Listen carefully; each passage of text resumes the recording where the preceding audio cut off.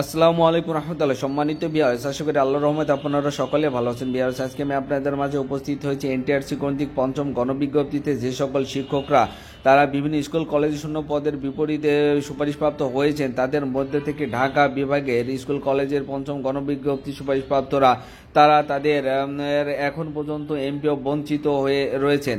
কেনই বা তারা এমপিও বঞ্চিত হয়ে রয়েছেন সে সম্পর্কিত বিস্তারিত আলোচনা করব। বিস্তারিত জানতে আমার চ্যানেলের সাথেই থাকুন। তবে ছোট্ট একটি রিকোয়েস্ট, আপনি যদি আমার চ্যানেলে নতুন হয়ে থাকুন তাহলে চ্যানেলটি সাবস্ক্রাইব করুন এবং পাশে থাকা বেল আইকনটি বাজিয়ে দিন। আঞ্চলিক উপপরিচালক ডিডি অফিস থেকে আবেদন অনুমোদন না করায় এমপিও বঞ্চিত হওয়ার সংখ্যায় পড়েছে ঢাকা অঞ্চলের হাজারো শিক্ষক। এসব শিক্ষক গত 4 মাস ধরে ডিডি অফিসে ঘুরে হয়রান হচ্ছেন। নানা অজুহাতে কালক্ষেপণ করে তাদের ফাইল অ্যাপ্রুভ করা হচ্ছে না। আগামীকাল 6 জানুয়ারির মধ্যে আবেদন অনুমোদন না হলে অতিরিক্ত অন্তত আরও 4 মাস অর্থ কষ্টে ভুগতে হবে তাদের। এমন পরিস্থিতিতে নতুন শিক্ষকরা চরম হতাশায় সময় পার করছেন।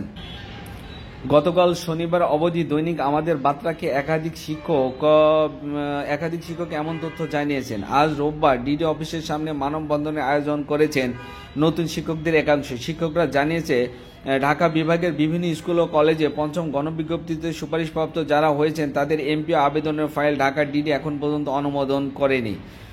নাম প্রকাশ না করার সত্ত্বে এক শিক্ষক জানান, আজকাল করে 4 মাস কাটিয়ে দিয়েছেন বর্তমান ডিডি, আর এই মাসের 6 তারিখের মধ্যে ফাইল অনুমোদন না হলে আরও তারা 4 মাস পিছিয়ে যাবেন। তবে ঢাকা আঞ্চলিক কার্যালয়ের উপপরিচালক ডক্টর মোহাম্মদ মোস্তাফিজুর রহমান দৈনিক আমাদের বার্তাকে বলেন, শিক্ষকদের বক্তব্য সঠিক নয়। আমরা রাত দিন কাজ করছি। 6 জানুয়ারির মধ্যে আশা করি সব আবেদন নিষ্পত্তি হয়ে যাবে। মাঝে দীর্ঘ সময় কর্মকর্তা না থাকায় দুইটি এমপিও তারিখ মিস করেছেন শিক্ষকরা, তাই একটু পেছনে পড়ে গেছেন। এখন নতুন করে আবেদন ও আগের সেই কর্মকর্তা না থাকার সময়ের আবেদন একসঙ্গে অনুমোদন করতে হচ্ছে।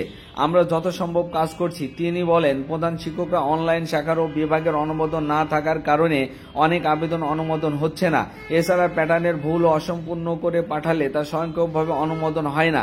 সেক্ষেত্রে ওই সব আবেদন আবার পাঠাতে হবে।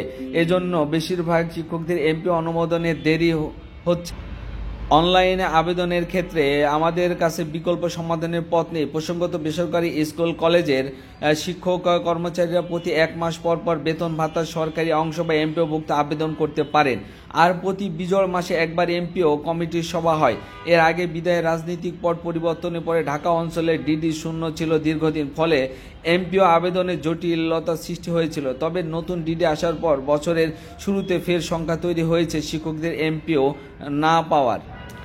তবে এই সকল শিক্ষকদের দাবি 6 তারিখের মধ্যে তাদের ফাইল অনুমোদন করার জন্য তারা মানববন্ধন কর্মসূচি পালন করতেছেন। না হলে তারা আরও 4 মাস তারা পিছিয়ে যাবেন বলে তারা মতামত ব্যক্ত করছেন। তবে সকল শিক্ষকদের সকল সমস্যার সমাধান অতি দ্রুত হোক এই আশা ব্যক্ত করে এখানে শেষ করছি। তবে যারা আমার সাথে ছিলেন তাদেরকে সাথে থাকার জন্য অসংখ্য ধন্যবাদ।